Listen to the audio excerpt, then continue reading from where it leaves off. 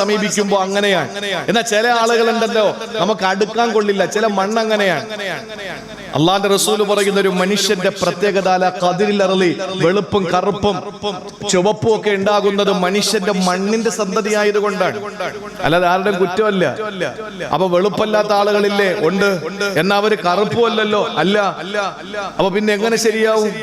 അതാണ് അള്ളാന്റെ റസൂല് പറഞ്ഞത്, ഈ കറുപ്പിന്റെയും വെളുപ്പിന്റെയും ചുവപ്പിന്റെയും മധ്യയുള്ള ചില ആളുകളുമുണ്ട്. അഥവാ നമ്മൾ കൊടുത്ത പേരാണ് ഇരുനിറം, പുതുനിറം എന്നൊക്കെ നമ്മൾ പറയും. ഇതൊക്കെയും മണ്ണിന്റെ പ്രത്യേകതയാണ്. സ്വഭാവം അവന്റെ നിറം പോലെ വ്യത്യസ്തമാണ്. അതുകൊണ്ട് തന്നെ മനുഷ്യൻ അള്ളാഹു നൽകിയ സ്വഭാവം ഒന്ന് മഹിമ മനസ്സിലാക്കാൻ ഇടയ്ക്ക് കോടതിയിലൊന്ന് കയറുന്നത് നല്ലതാണ്. ചില ആളുകളുണ്ടല്ലോ, ചില കുടുംബത്തിൽപ്പെട്ട നമ്മളൊക്കെ ചില പള്ളികളിലെ പ്രസംഗത്തിന് മുമ്പ് വാപ്പ നല്ല ധർമ്മിഷ്ഠനായിരുന്നു ഉസ്താദെ, മകൻ ഒരു നയാ പൈസ കൊടുക്കുന്നില്ല. ചില ആളുകൾ പറയാറുണ്ട്. നമുക്ക് ചില ആളുകളെ ബോധ്യമുണ്ട് ആ വിഷയത്തിൽ. വാപ്പ വാരി കോരി പള്ളിക്ക് വേണ്ടി കൊടുക്കും. വാപ്പാടെ മരണശേഷം മക്കളോ അറുത്ത കൈക്ക് ഉപ്പ് തേക്കില്ല എന്ന് പറയുന്നത് പോലെ ഇത്രയും വലിയ ലുബ്ധന്മാരെ ചരിത്രത്തിൽ നമ്മൾ കണ്ടിട്ടുണ്ടാവൂല. അതങ്ങനെയാണ്.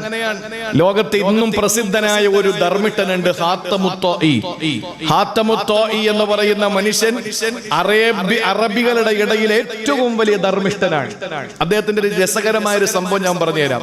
ഹാത്തമുത്തോയി എന്ന് പറയുന്നത് ധർമ്മത്തിന്റെ പര്യായ പദമാണ്, ധർമ്മത്തിന്റെ ഒരു പ്രതീകമാണ്. ഏറ്റവും വലിയ ധർമ്മിഷ്ഠനാണ് ഹാത്തമുത്തോയി. ഈ ഹാത്തമുത്തോയി മരണപ്പെട്ടപ്പോ അദ്ദേഹത്തിന്റെ സഹോദരൻ വന്നിട്ട് ഉമ്മയോട് പറഞ്ഞു, ഉമ്മ, ഇനി എന്റെ ഇക്കയെ പോലെ, എന്റെ ജ്യേഷ്ഠനെ പോലെ, എന്റെ സഹോദരനെ പോലെ ഞാൻ ധർമ്മം ചെയ്യാൻ തീരുമാനിച്ചു. ഞാനും ഇനി എന്തും ആളുകൾക്ക് കൊടുക്കും. ഉമ്മ പറഞ്ഞു, മോനെ, നീ ഇനി തലകുത്തി നിന്നാല് ഹാത്തമുത്തോയെ പോലെ ആവൂല.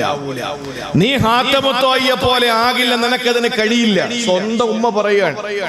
രസകരമാണ്, നിങ്ങൾ കേട്ടോളി. മനുഷ്യന്റെ സ്വഭാവം നമ്മൾ പറയും വാപ്പ മകൻ അല്ല. ഒരു വയറിൽ നിന്ന് വന്ന സഹോദരൻ എന്ന് പറയുന്നത് ഉദരത്തിൽ സഹവസിച്ചവനാണ് സഹോദരൻ, അല്ലേ? ഉദരത്തിൽ സഹവസിച്ചവനാണ് സഹോദരൻ. അപ്പൊ ഒരു സഹോദരന് പോലും പരസ്പരം ഒരുപോലെ ആകാൻ കഴിയില്ല, സ്വഭാവം വ്യത്യസ്തമാണ്. ഹാത്തമുത്തോയിയുടെ ഉമ്മ പറഞ്ഞു, മോനെ, നിനക്ക് ഒരിക്കലും ഹാത്തമുത്തോയെ പോലെ ആകാൻ പറ്റില്ല. ഉമ്മ, അതെന്തുകൊണ്ട്? ഞാനും അവനും ശഖീഖായ സഹോദരങ്ങളല്ലേ എന്ന് പറഞ്ഞ ഒരു വാപ്പ ഒരു ഉമ്മ ഒത്ത സഹോദരങ്ങളല്ലേ? അതെ. പിന്നെന്തുകൊണ്ടാ ഉമ്മ നിങ്ങൾ അങ്ങനെ തറപ്പിച്ചു പറയുന്നത്? ഒരിക്കലും അങ്ങനെ ആകാൻ പറ്റൂല എന്ന്. അപ്പോഴാണ് ഉമ്മ പറഞ്ഞു, പൊന്നുമോനെ, ഹാത്തമുത്തോയി മുല കുടിക്കുന്ന പ്രായം. ആ സമയത്ത് ഞാൻ എന്റെ അയൽവാസിയായ ഒരു കുട്ടിക്ക് കൂടി മുല കൊടുത്തിരുന്നു. ഞാൻ എന്റെ പൊന്നുമോനെ ഹാത്തമുത്തോയിയെ എന്റെ മടിത്തട്ടിലെടുത്ത് വെച്ചിട്ട് എന്റെ മാറിടത്തിലേക്ക് അവന്റെ മുഖം ചേർത്ത് വെക്കുമ്പോ ഹാത്തമുത്തോയി അടുത്ത മാറിടത്തിൽ നിന്ന് എന്റെ അയൽവാസിയുടെ മകന് പാല് കുടിക്കുന്നത് വരെ അവന് കുടിക്കൂല. ഞാൻ അവന് പാല് കൊടുക്കുന്ന സമയത്ത് മുലകുടിയിലുള്ള അവന്റെ സഹോദരനും അടുത്ത മാറിൽ നിന്ന് സ്തനപാനം ചെയ്യുന്നത് വരെ അവൻ പാല് കുടിക്കൂല. പക്ഷേ അവന് ശേഷം അവന് വളർന്നു, നിന്നെ പ്രസവിച്ച് ആ സമയത്ത് ഞാൻ അടുത്ത വീട്ടിലുള്ള കുട്ടിക്ക് പാല് കൊടുക്കാറുണ്ടായിരുന്നു. പക്ഷേ നീ പാല് കുടിക്കുന്ന സമയത്ത് എന്താണെന്നറിയോ?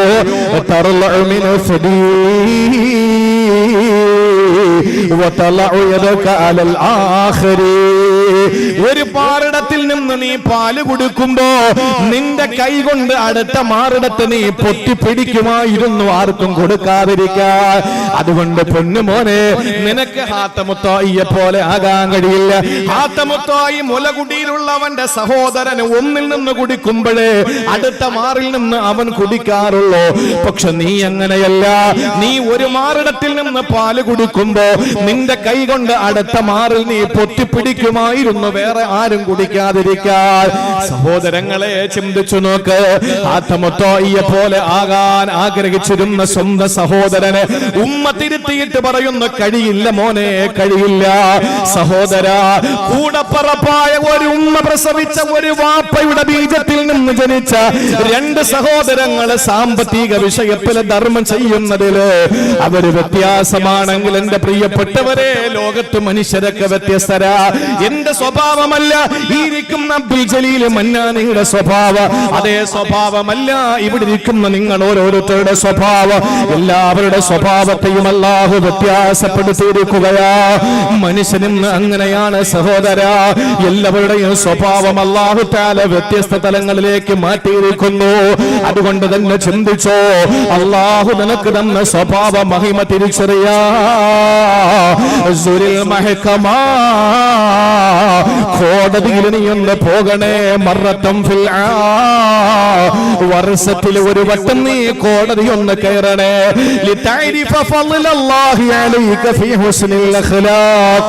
അല്ലാഹു നിനക്ക് തന്ന സ്വഭാവ മഹിമ ഒന്ന് തിരിച്ചറിയാനെന്ന് മുസ്തഫ സബായി എന്ന പണ്ഡിതനെ തന്റെ വിശ്വവിഖ്യാത ഗ്രന്ഥത്തിൽ രേഖപ്പെടുത്തുമ്പോ സഹോദരങ്ങളെ ചിന്തിച്ചു നോക്ക്. മനുഷ്യന്റെ സ്വഭാവം വ്യത്യസ്തമായതുപോലെ അല്ലാഹു തആല അവന്റെ ജീവിതത്തിൽ ഒരവസരം തന്നിരിക്കുകയാണ്. ടെസ്റ്റ് ഡോസാണ്, ആഖിറത്തിന്റെ ടെസ്റ്റാണ് ഭൂമിയിലെ സംവിധാനങ്ങളെല്ലാം. എല്ലാം ഭൂമിയിലെ സംവിധാനങ്ങള് ആഖിറത്തിന്റെ ഒരു ടെസ്റ്റാണ്. കോടതിയും അങ്ങനെ തന്നെ. ആഖിറത്തിൽ വക്കീലില്ലേ? ഇല്ല. ജഡ്ജിയില്ലേ? അല്ലാഹു. സാക്ഷികളില്ലേ? ഉണ്ട്. വാദിയില്ലേ? ഉണ്ട്. പ്രതിയില്ലേ? എല്ലാം ഉണ്ട്. പക്ഷെ വക്കീല് മാത്രമില്ല. ആ ഒരൊറ്റ പ്രത്യേകത മാത്രമേ ഉള്ളൂ. ആരും വക്കാലത്ത് പിടിക്കാനില്ല. നാളെ മഹ്ശറയിൽ ഒരു മനുഷ്യനും വക്കാലത്തിന് വരില്ല. ആ ഒരു പ്രത്യേകത ഒഴിച്ചാൽ ഈ ഭൂമി ലോകത്തെ കോടതികൾ അല്ലാഹു നമുക്ക് തന്ന ഒരു ടെസ്റ്റാണ്. കോവിഡ് ഒരു ടെസ്റ്റാണ്, പ്രളയം ഒരു ടെസ്റ്റാണ്. എല്ലാം അല്ലാഹു നമുക്ക് തരുന്ന ഒരു ടെസ്റ്റ് ആയിട്ടാണ്. അതിൽ വിജയിച്ച് ഗുണപാഠം ഉൾക്കൊള്ളുന്നവൻ വിജയിച്ചു, അല്ലാത്തവന് വീണ്ടും അമ്പേ പരാജയമാണ്. അല്ലാഹു നമ്മളെ കാത്തുരക്ഷിക്കട്ടെ. സ്വഭാവം നന്നാക്കിക്കോളെ, സ്വഭാവം നന്നാക്കിക്കോളെ. നമ്മുടെ സ്വഭാവം നമ്മൾ നന്നാക്കണം. അല്ലേ? അമലുകൾ ഇഷ്ടം പോലെ. ചില ആളുകൾ നിങ്ങൾ കണ്ടിട്ടില്ലേ? ഭയങ്കര നിസ്കാരമാണ്. അവര് നിസ്കാരത്തോട് നിസ്കാരം, എപ്പോഴും പള്ളിയിൽ കാണും. അവര് റമളാനിൽ നോമ്പ് പിടിക്കും. അവര് വിശുദ്ധമായ ഹജ്ജ് നിർവഹിച്ചിട്ടുണ്ട്. കിട്ടുന്ന അവസരങ്ങൾക്കൊക്കെ ഉംറയ്ക്ക് പോകാറുണ്ട്. എല്ലാം ക്ലിയർ ആവും. പക്ഷെ ജനങ്ങളോടുള്ള ഇടപാടുകളിൽ അവർ വട്ടപൂജ്യമാണ്. ഈ അടുത്ത സമയത്ത് ഒരാളെ പറ്റി എന്നോട് ഒരാൾ പറഞ്ഞതാണ്, അയാള് നമസ്കാരത്തിന് മുമ്പ് ശേഷവുമുള്ള റവാത്തിബ് നിസ്കാരം അധികരിച്ച എണ്ണമാണ്. എത്ര നിസ്കരിക്കാൻ പറ്റും അത്രയും നിസ്കരിക്കും. ആളൊരു മുസ്ലിയാരാണ്. അദ്ദേഹത്തെ പറ്റിയാ പറയുന്നത്. അദ്ദേഹം അങ്ങനെയാണ് നിസ്കാരം. സുജൂദിലും റുക്കോയിലുമുള്ള അദ്ദേഹത്തിന്റെ തസ്ബീഹുകളുടെ എണ്ണം നമ്മൾ ചെല്ലുന്നത് പോലെ 3 അല്ല, അധികരിച്ച എണ്ണം ചൊല്ലി വളരെ കൃത്യമായി എല്ലാ സുന്നത്ത് നിസ്കാരങ്ങളും ക്ലിയറാണ്. ളുഹർ നിസ്കാരം കഴിഞ്ഞാൽ അതിന് മുമ്പ് കുറെ സമയം സുന്നത്ത് നിസ്കരിക്കും. ആളിനെ നമുക്ക് പലർക്കും അറിയാം. ളുഹർ നിസ്കാരം കഴിഞ്ഞാലും ഒരുപാട് റവാത്തിബ് നിസ്കാരം, എല്ലാ വഖത്തുകളിലും അങ്ങനെ തന്നെ. പക്ഷെ എന്താണ്, ഒരാളോടും മിണ്ടാൻ കൊള്ളില്ല. മിണ്ടിയാൽ കൈയില്ലാത്തവൻ വെച്ച് അടിക്കും അയാളെ. സ്വഭാവ ദൂഷ്യമാണ്. നമ്മൾ എന്താ ചെയ്യേണ്ടത്? അല്ലാഹുവിന്റെ വിശുദ്ധമായ ഖുർആൻ പറയുകയാണ്, സഹോദരങ്ങളെ, വഅഹ്സിനൂ ഇന്നല്ലാഹ യുഹിബ്ബുൽ മുഹ്സിനീൻ. സൂറത്തുൽ ബഖറയിൽ അല്ലാഹു പരിചയപ്പെടുത്തുകയാ, വഅഹ്സിനൂ, നിങ്ങളുടെ സ്വഭാവത്തെ നിങ്ങളെ നന്നാക്കണേ. കാരണം എന്തെന്നറിയോ? ഇന്നല്ലാഹ യുഹിബ്ബുൽ മുഹ്സിനീൻ. അല്ലാഹു സ്വഭാവ സംസ്കരണമുള്ള, സ്വഭാവ മഹിമയുള്ളവരല്ല ഇഷ്ടപ്പെടുകയാ. സഹോദരങ്ങളെ ചിന്തിക്കണേ. കാരുണ്യത്തിന്റെ പ്രവാചകനൊരിക്കൽ പറയുകയാണ്, അല്ലാഹുവിന്റെ സ്വർഗമുണ്ടല്ലോ, കാരുണ്യവാൻ അല്ലാഹു നമുക്ക് നൽകിയ സ്വർഗമുണ്ടല്ലോ, ആ സ്വർഗത്തിന് ഏറ്റവും അടിത്തട്ടിലാർക്കാണ് അല്ലാഹു അവസരം കൊടുക്കുന്നത്. അനുഗ്രഹീതമായ സ്വർഗത്തില് ഒരു മനോഹരമായ വീട് നിർമ്മിച്ചു കൊടുക്കും. എവിടെയെന്നറിയോ? അനസഈമുൻ ബിബൈതിൻ ഫീ റബലിൽ ജന്ന. സ്വർഗത്തിന്റെ അടിത്തട്ടിൽ അല്ലാഹു ഒരു കെട്ടിടം നിർമ്മിക്കുകയാ. മനോഹരമായ ഒരു ഒറ്റമുറ്റിനാലുള്ള വെള്ളക്കൊട്ടാരം അല്ലാഹു നിർമ്മിക്കുകയാണ്. ആർക്കാണ്? ലിമൻ തറക്കൽ മിറാ വഇൻകാന മുഹിഖാ. അവന് തർക്കം ഉപേക്ഷിച്ചവനാണ്. അവൻ പറയുന്നതിന് ന്യായമാണെങ്കിലും ശരി, തർക്കം മാറ്റിവെച്ചവൻ അല്ലാഹു കൊടുക്കുന്നത് സ്വർഗത്തിൽ എവിടെയാണ്? അടിത്തട്ടിൽ ഒരു മനോഹരമായ സൗധം അവന് വേണ്ടി അല്ല കൊടുക്കുമെന്നാണ്. തർക്കം ഒഴിവാക്കുന്നവന് സ്വർഗത്തില് ഏറ്റവും അടിത്തട്ടിൽ മനോഹരമായ ഒരു വീട് അള്ളാഹു അവന് നൽകുമെന്നാണ്. ഇത് ഈ കാലഘട്ടത്തിൽ പ്രത്യേകിച്ച് മനസ്സിലാക്കാനുള്ളതാണ്. ഇപ്പൊ മുസ്ലിം ഉമ്മത്തിന്റെ കാലിനടിയിലെ മണ്ണ് ഒലിച്ചു പോയിക്കൊണ്ടിരിക്കാൻ അത് അല്പാൽപമായിട്ടല്ല, JCB കൊണ്ടുവന്ന് ബുൾഡോസർ രാജ് പോലെ UP-യിലെ ഉത്തർപ്രദേശിലെ യോഗി ആദിത്യനാഥ് ഭരിക്കുന്ന UP-യിലെ അവിടെ നടക്കുന്ന ബുൾഡോസർ രാജിന് സമാനമായി ഇന്ത്യയിലെ മുസ്ലിം സമൂഹത്തിന്റെ കാലിനടിയിലെ മണ്ണ് ഒലിച്ചു പോയിക്കൊണ്ടിരിക്കുമ്പോ ഇപ്പോഴും മൈക്ക് വെച്ച് കെട്ടിയിട്ട് ഇവിടെ നിന്ന് അങ്ങോട്ട് കൊഞ്ഞനം കുത്തുന്നു, അവൻ അവിടെ നിന്ന് ഇങ്ങോട്ട് കൊഞ്ഞനം കുത്തുന്നു, ഇവിടെ നിന്ന് അങ്ങോട്ട് തെറി വിളിക്കുന്നു, അവൻ ഇങ്ങോട്ട് തെറി വിളിക്കുന്നു. ഏത് വിഷയത്തിലാ? വിരളനക്കുന്ന വിഷയത്തിൽ, കൈ കെട്ടുന്ന വിഷയത്തില്. ഇതൊക്കെ 4 മതിൽക്കെട്ടിന്റെ ഉള്ളിലാക്കിക്കൂടെ? ഇതൊക്കെ എന്തിനാ പൊതുസമൂഹത്തിന്റെ മുമ്പിൽ വെച്ച് കാണിക്കുന്നത്? മുസ്ലിം ഉമ്മത്തിന്റെ ഏതെങ്കിലും ശാഖാപരമായ വിഷയങ്ങളുള്ള ചർച്ചകൾ അത് പരിഹരിക്കേണ്ട സ്ഥലങ്ങളിൽ പരിഹരിച്ചാ പോരെ? എന്തിനാണ് പൊതുസമൂഹത്തിന്റെ മുമ്പിൽ ഇങ്ങനെ വികൃതമാക്കിയിട്ട് മുസ്ലിം ഉമ്മത്തിനെ ഇപ്പോഴും ആക്ഷേപിച്ചുകൊണ്ടിരിക്കുകയാണ്? ഓരോരുത്തർക്ക് കിട്ടാൻ വേണ്ടി കാത്തിരിക്കുക. നല്ല ആരോഗ്യവും നല്ല തടിയും നല്ല സാമർഥ്യവും നല്ല ആകാര സൗട്ടവും ഒക്കെ ഉള്ള ചില ആളുകളുണ്ട്.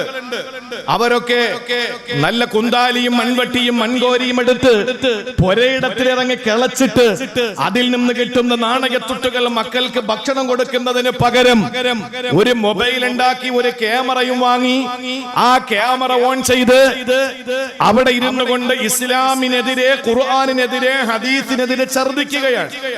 എന്നിട്ടോ അതിനെ ലൈക്ക് അടിക്കാൻ വേണ്ടി കെട്ടി ഇവിടത്തെ ക്രിസംഗികൾ, ഇവിടത്തെ ഫാസിസ്റ്റുകൾ അവരവന് സപ്പോർട്ട് കൊടുക്കുന്നു. ഇങ്ങനെ ഇസ്ലാമിനെതിരെ ആക്ഷേപങ്ങൾ ഉന്നയിക്കുന്നു. പരിശുദ്ധമായ ഇസ്ലാമിന്റെ പ്രവാചകന്റെ പ്രിയപ്പെട്ട പത്നിമാര് ഉമ്മഹാത്തുൽ മുഅ്മിനീങ്ങളെ പറ്റി ആക്ഷേപിക്കുന്നു. ഒരിക്കലും അത് ചോദിക്കാനില്ലല്ലോ, ഒരാളൊന്ന് കേസ് കൊടുക്കാനില്ലല്ലോ. ഉമ്മഹാത്തുൽ മുഅ്മിനീങ്ങളെ പറ്റിയിട്ടൊക്കെ വളരെ മോശമായി പറയുന്നു. ഇവിടെ ഏതെങ്കിലും മതവിഭാഗത്തിന്റെ വിഷയങ്ങളിൽ മറ്റൊരു മതവിഭാഗത്തിൽപ്പെട്ടവൻ ഇടപെടേണ്ട കാര്യമുണ്ടോ? ഇവിടത്തെ ഓണാഘോഷം ഇവിടത്തെ സഹോദര സമുദായങ്ങൾ നടത്തട്ടെ. എന്തിനാണ് മുസ്ലിമീങ്ങൾ ചെന്നിട്ട് ആ ആഘോഷത്തിന്റെ ഇടയ്ക്ക് തൃക്കാക്കരാപ്പന്റെ പേരിലുള്ള ഈ പറയപ്പെടുന്ന ആഘോഷത്തിൽ എന്തിനാണ് മുസ്ലിം സഹോദരങ്ങൾ പോയിട്ട് തലയിടുന്നത്?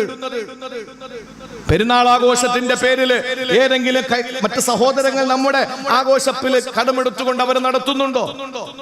മുമ്പ് കാലങ്ങളിൽ എത്ര മനോഹരമായി നമ്മുടെ വീടിന്റെ തൊട്ടപ്പുറത്തുള്ള ഹിന്ദു സഹോദരൻ ഓണാഘോഷത്തിന്റെ പേരിൽ അവൻ നമുക്ക് തരുന്ന പായസം, അവന്റെ പുളിമരത്തിൽ കെട്ടുന്ന ഊഞ്ഞാലിൽ നമ്മളെ ആട്ടുന്നു, നമ്മളും ആടുന്നു, നമ്മുടെ മക്കളും ആടുന്നു. എത്ര സന്തോഷമായിരുന്നു. ഇപ്പോ ചന്ദന കളർ സാരിയൊക്കെ ഉടുത്തിട്ട് കൂളിംഗ് ഗ്ലാസും വെച്ച് താത്താമാർ ഇറങ്ങിയിരിക്കുക.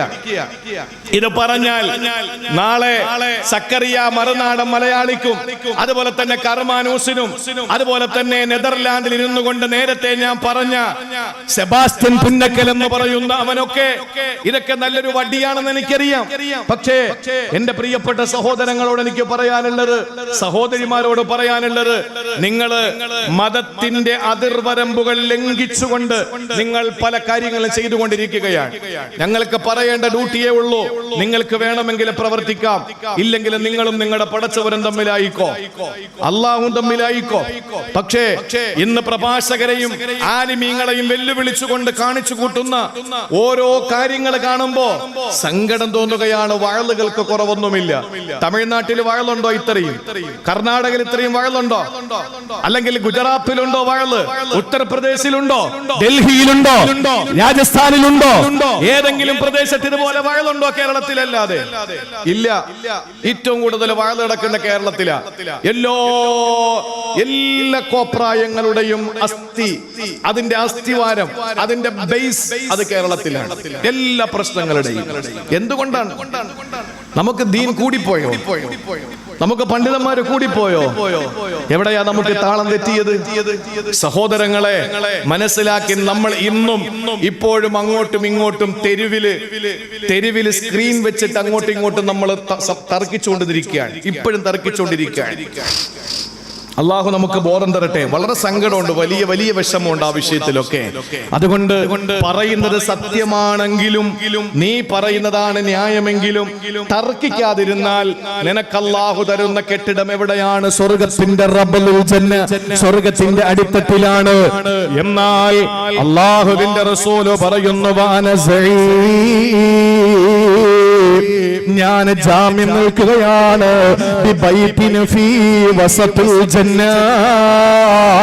അനുഗ്രഹീതമായ സ്വർഗത്തിന്റെ മധ്യഭാഗത്ത് ഒരു മനോഹരമായ രമ്യകർമ്മം നിനക്ക് ഞാൻ തരാ. ലിമന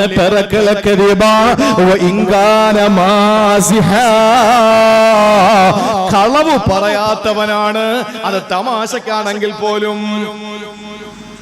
തർക്കം ഒഴിവാക്കുന്നവൻ, അവൻ സത്യമാണ് പറയുന്നതെങ്കിൽ പോലും കളവ് ഉപേക്ഷിക്കണം. അവൻ വലിയ തമാശക്കാരനാണെങ്കിൽ പോലും, അവൻ വലിയ ജോക്കറാണ്, വലിയ തമാശക്കാരനാണ്. തമാശയ്ക്ക് വേണ്ടി കളവ് പറയാൻ പോലും ഇസ്ലാം അനുവാദം തരുന്നില്ല. അതുകൊണ്ട് തന്നെ നീ കളവ് ഉപേക്ഷിച്ചാൽ നിനക്ക് സ്വർഗത്തിന്റെ മധ്യഭാഗത്ത് നിനക്ക് ഒരു കെട്ടിടം ഞാൻ തരാം. അള്ളാഹുവിന്റെ ഹബീബ് നബി മുഹമ്മദ് മുസ്തഫ. എന്നാൽ ഏറ്റവും മുകളിൽ ഒരു മനോഹരമായ കെട്ടിടം അതാർക്കാണ്?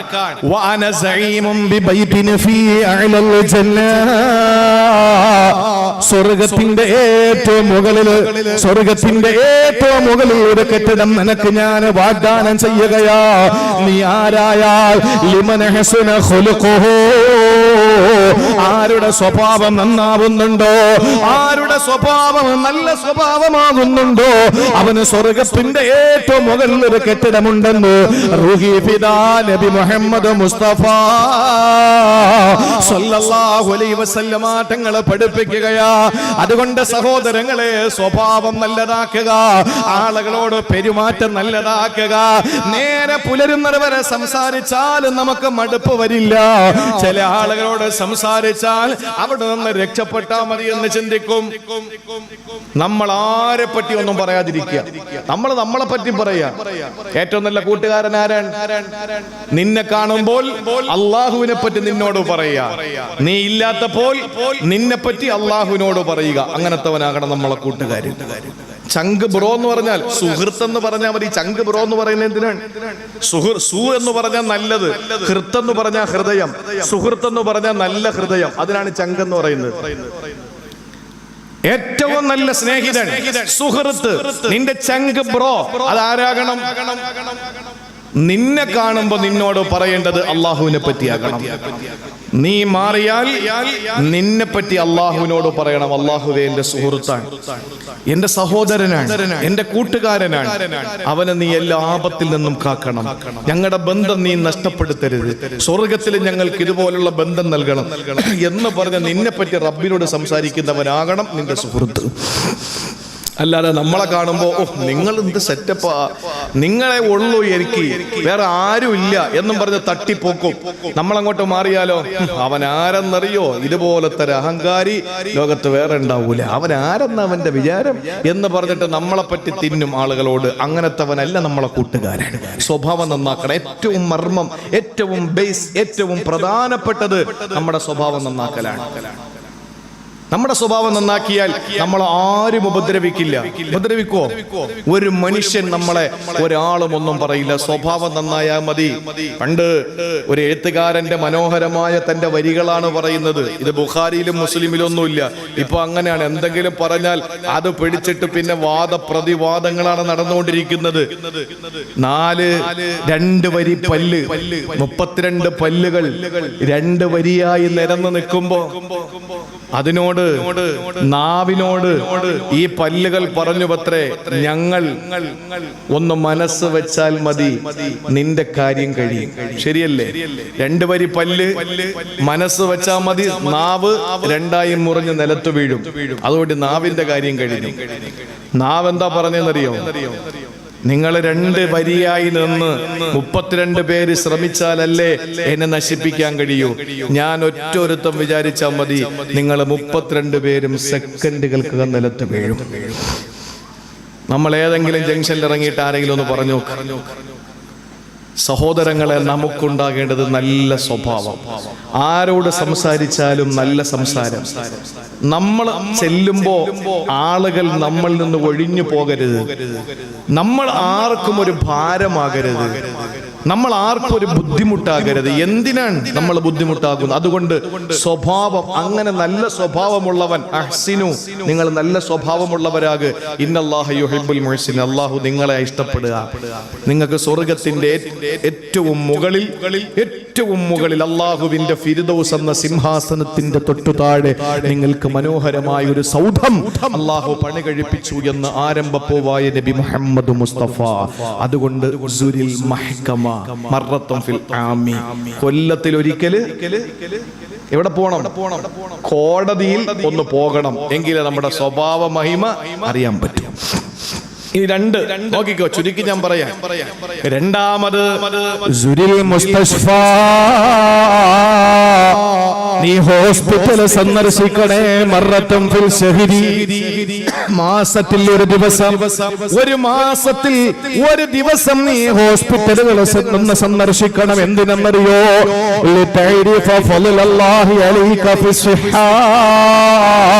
അല്ലാഹു നിനക്ക് തന്ന ആരോഗ്യത്തിന്റെ വലിപ്പമറിയാ. ഇന്ന് നിനക്ക് വല്ലാത്ത തലവേദനയാ, ഇന്ന് നിനക്ക് വല്ലാത്ത നടുവേദനയാണ്, കാലുവേദനയാണ്, കാലിന് പെരുപ്പാണ്. നീ പറയുന്നത് എന്താണ്? വല്ലാത്ത അസുഖമാണ്, വല്ലാത്ത രോഗമാണ്, ശരീരത്തിന് താങ്ങാൻ പറ്റുന്നില്ല, ഉറങ്ങാൻ പറ്റുന്നില്ല, തലവേദനയാണ്, കിടക്കാൻ പറ്റുന്നില്ല, നടുവേദനയാണ്, നടക്കാൻ പറ്റുന്നില്ല, കാല് തരിപ്പാണ്. ഇങ്ങനെ പറഞ്ഞുകൊണ്ട് സങ്കടപ്പെടുന്ന എന്റെ പ്രിയപ്പെട്ട ഉപ്പമാരെ, ഉമ്മമാരെ, മുസ്തഷ്ഫ, നിങ്ങൾ ഹോസ്പിറ്റലുകളൊന്ന് സന്ദർശിക്കണം. എപ്പോഴാണ്? മർറത്തുൻ ഫി ശഹരി, മാസത്തിൽ ഒരു വട്ടം നിങ്ങളൊന്ന് പോകണം. എന്തിനെന്നറിയോ?